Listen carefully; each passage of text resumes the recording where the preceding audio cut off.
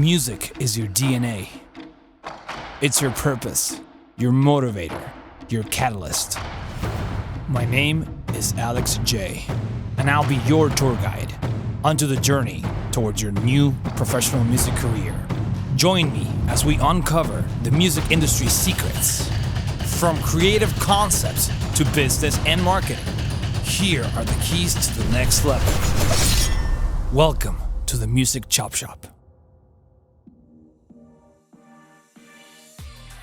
Welcome to the first edition, episode 1, the ground floor, numero uno of the Music Chop Shop Podcast.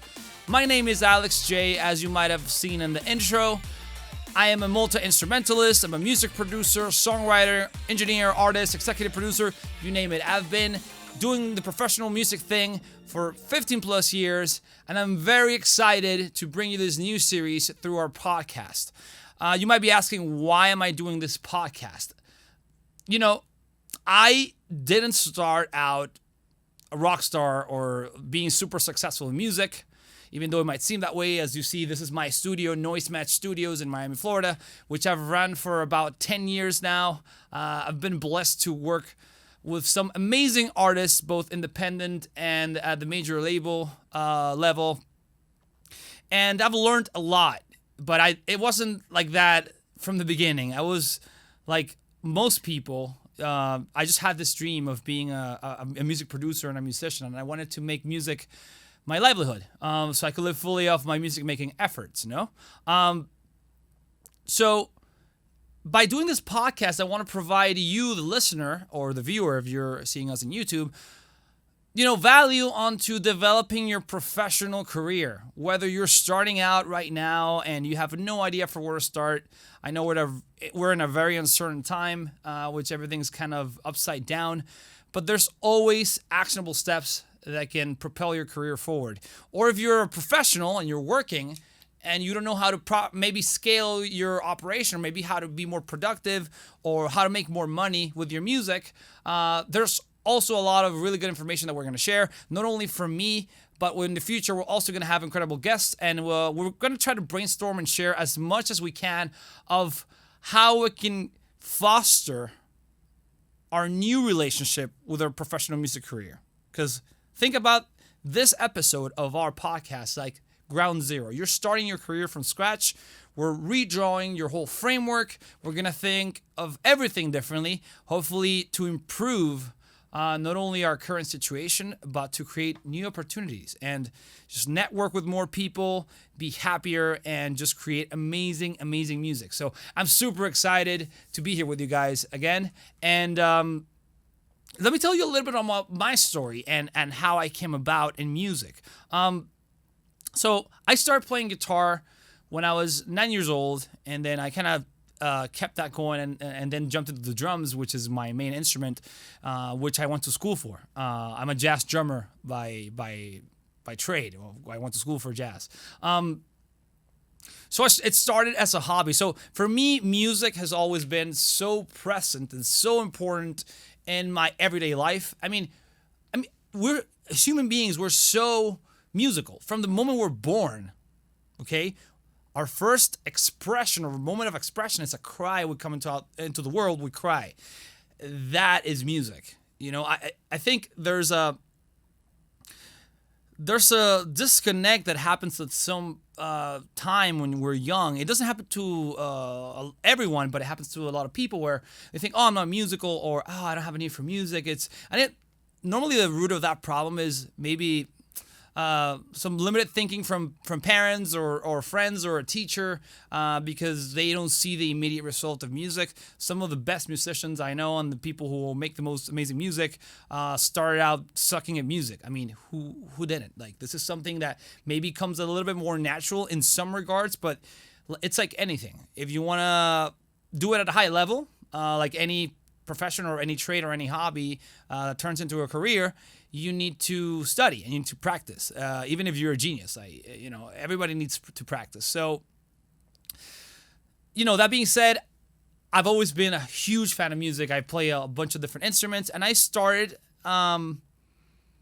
developing my career at a young age. I started my first professional gigs as a producer at age 16. I got my first check for $300, and I was so excited because I sold my first beat. I was working with an artist friend of mine, and she had a manager at the time. And I don't know, it was just so amazing to get money from my music making efforts. It was just so cool. And I got super excited, and that's kind of what started that's kind of the seed that was planted in my brain to keep developing this and to hopefully someday being a true professional, doing this for a living and making amazing music not only for myself but for others, and kind of creating a legacy of music. So first step in that chain was I always loved the performance aspect of it, so I knew I wanted to be a performer. That's what I went to school for performing music, because music is one of those things that differently from just the technical aspect of the engineering side of things, music is something you need to live with for a long period of time. So I decided that if I'm going to invest the majority of my time in something, I'm going to do it justice by going and studying a performance degree versus something technical. Because in my head, I thought, look, anything technical I can learn on my own, and music is something you just so much time with it and live, especially because I wanted to learn jazz, which is such a special language, and that requires a lot of studying from different periods of time, all these different genres of musicians, and it's so dense. It's like it's like studying Japanese. It has so many characters, and the interpretation. So the language of music in regards to jazz is very complex. So I definitely wanted to kind of dive head in, and that's kind of what I did. That being said, I was not a jazz person. I was just a guy who played rock and hip hop since age 12, and I was pretty decent. I got a pretty good ear, I'm not gonna lie, but I wasn't great.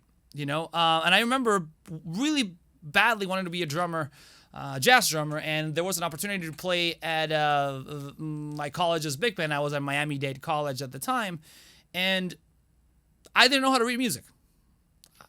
I'm going to be honest with you. I did not know how to read music, but I wanted to learn, and I was willing to put in the time. So I talked to the band director at the time of the band, and this band, by the way, everybody's like, big timers, hired guns for a lot of the bands in town, and here's this kid who's super motivated and excited about it, but I wasn't ready for it. But I told the band director, look, I don't know how to read music, okay? I don't know how to read music, but if you're willing to teach me, I am willing to put in the time and come after class every day and till we can nail this and I can actually do this properly, do it justice. And he agreed to it. So I was so excited about it.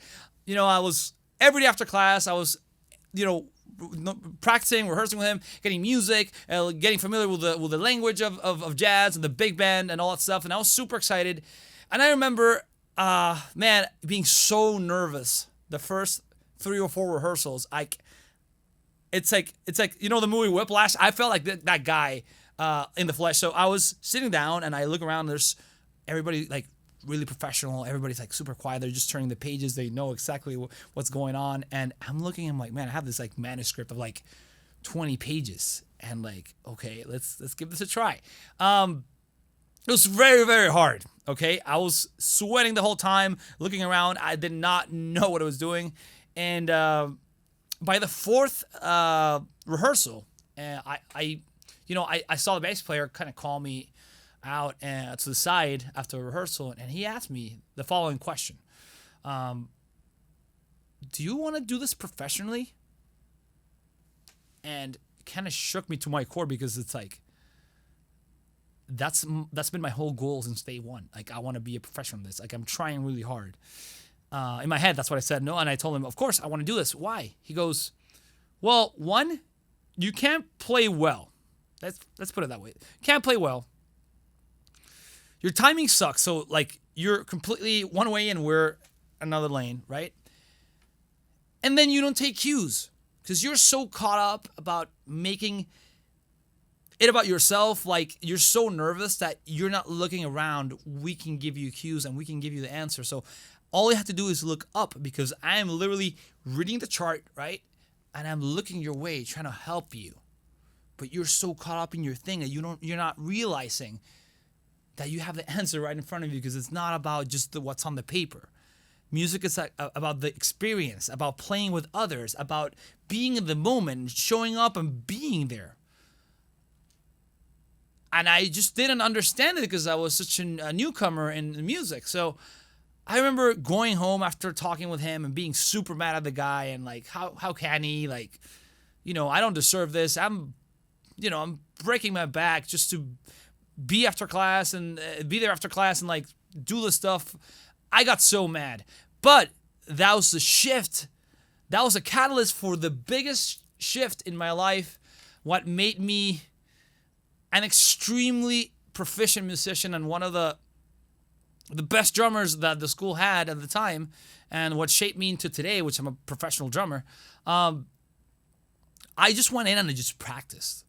Like I practiced like a maniac. I like every day, besides going after school and going with the band director, I would literally rehearse like 4 hours on my own, just recharge and read other music. And I just started like shedding hard, right? To the point where the concert at the end of the semester, I freaking crushed it. Like it was crazy. I couldn't believe it. People were clapping. Like I couldn't believe that I went through an entire concert, like 9 songs. It was like an hour and 15 minutes, and I was the drummer for the whole thing. It was kind of unbelievable. That whole thing happened in a semester. It was like, 4 or 5 months I was there. I was like, oh my God, this is crazy. This is amazing. So the next semester, they had another audition for the band, but this time there's all these hired guns trying out for the drummer position, and I'm just another guy in the auditions, right? So I remember being nervous about it, and I remember, you know what, they gave me the tools, so I should be good. I should be able to hang, right? So after the audition, I actually, I didn't get the part in the band because, they had something in mind and they actually had gigs and they had people like a planned out schedule. But the band director called me out on the side because he could see that I was mad, and he's like, "Look, Alex, you're the greatest drummer of the audition. The only reason we didn't pick you is because we have a calendar of gigs and stuff and you're studying, so it wouldn't work out with you. But I just want you to know that I'm so proud of you. And you've come such a long way. And if it was for me, you would be the drummer of the band." And that made it all worth it. I was so happy. I felt so accomplished. And I could hear people in the back going, is that kid the same kid last semester? Like, same dude? I was like, wow. He's changed a lot. And I was like, man, like that to my ears, like that was the sweetest thing I could ever hear, because it's basically the fruits of my labor of shifting my mindset into a very, very positive outcome. And I couldn't have done it, unless my friend, the bass player, if he didn't sit me down and like tell me what's up, because I just didn't know better. That's the truth. You're not born ready. That phrase, "Oh, I was born ready." Nobody's born ready, really. But what you can do is you can take little cues that you get from everyone and just do active listening, okay? And if you do it right, it can transform into a beautiful thing. So why do I tell you this story about my journey and all this stuff? Is because I want you to have the same success or even more than me. I want to look back at this and say, man, that was amazing. Like, remember when we talked about the shift, the catalyst for change, and like how that can change your life? And it did. It's basic. It's just aligning yourself to success. And I'm going to tell you a little secret, which is kind of the title of this podcast, which is why you're failing in music. You might be wondering like, oh man, I'm doing everything right, or man, I'm doing music every day as a producer, I'm making beats and all these things, and I'm knocking on doors, people are closing them on me, like I don't understand what's going on, and you get frustrated because you don't understand what's going on. And the key is aligning yourself to success, and it's knowing the amount of work ethic that you need in order to achieve your dreams. And sometimes you just need to take a step back and just redraw your framework. Sometimes we're just looking at it the wrong way, okay? It's a heavy exercise. it's the hardest thing you can do because sometimes it's not about you. We make things about us, and it's not about us. It's about other people. Sometimes we don't think about the consequences of our actions, And I'm going to leave you with this really cool story that I was kind of thinking as I was brainstorming about this podcast, this first amazing podcast episode, which I'm so glad you're here. And it's about achieving dreams and, the discipline required to achieve the mission, okay? I see dreams and people, how they look at dreams as a dream store. Imagine you walked into a dream store, a store that sells dreams, right? There's 3 types of dreams inside that store. There's the small dreams, which are affordable, and they have quick return of our investment, so they're appealing, right? You got the big dream, which costs more money and more time, and you got the big dreams, which they don't have a monetary value. They're $0, okay? But they require a huge investment of time, putting your heart into it, right? So those are the 3 types of dreams, okay? But then there's 3 types of customers that walk or don't walk inside the dream store, which are 1, the window shopper, which is the person that maybe looks at the dreams through the glass window and is too afraid to walk in, or thinks, I don't have what it takes to go in and buy it, or I don't have enough money to do it, that sort of thing. There's a second character, which is the dabbler or the cheapskate. Somebody who goes in the store, right? They see the dreams. They have enough money to buy anything they want, but they go for the smallest dream because it's comfortable, because why not? Because I don't want to have to invest time, and I don't know how long I'm going to get my return and my time back. I'd rather just settle for the cheapest thing, right? And that's another model. Or the last model, or the last person that can walk through the dream store, which is the investor, okay? The investor is smart because he not only has the money to buy maybe the big dream, not the huge dream, but the big dream, but he chooses, right, to buy a big dream and buy into smaller dreams, right? And then over time, know that he'll have enough passive returns of his time and money that he can go after that big dream, that huge dream, because you require time. But now you're covered with the money. So if you think of that analogy into your own life, who are you? Are you a window shopper? Are you a cheapskate?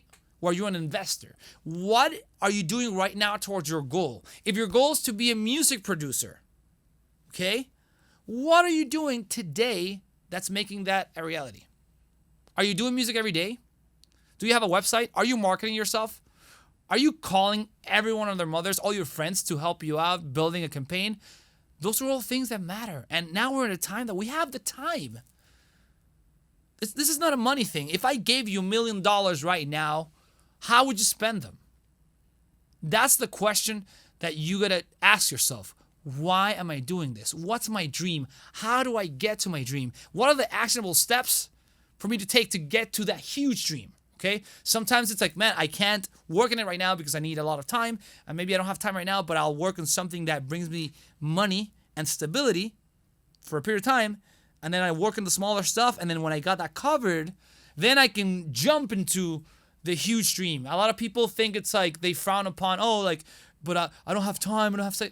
Those are all excuses that people use to not go through their dream schedule or the development of that huge dream.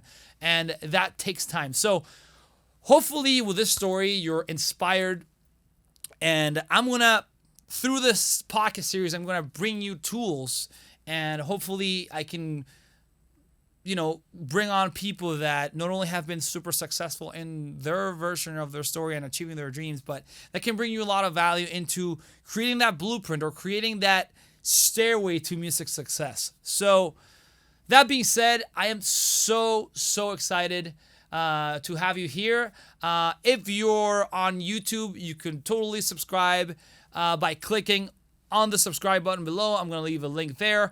Also, I'm going to leave an incredible link to resources that we're going to use throughout our journey. Stuff that's helpful, from software to books to motivational stuff, everything in between.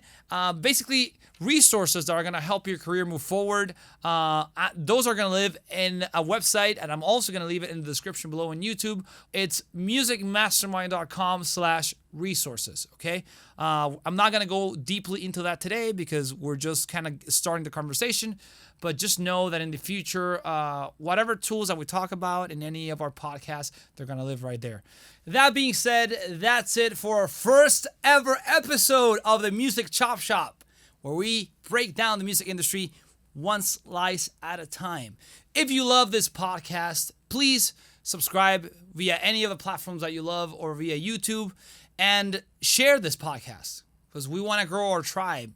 We need your help into getting this beautiful message of music and wellness within the music industry. So share it with your friends, share it with your family, share it with your dog. I don't know. Share it and spread the good message because we're going to be doing a lot of amazing things. Hopefully it can help you take the express lane into music success.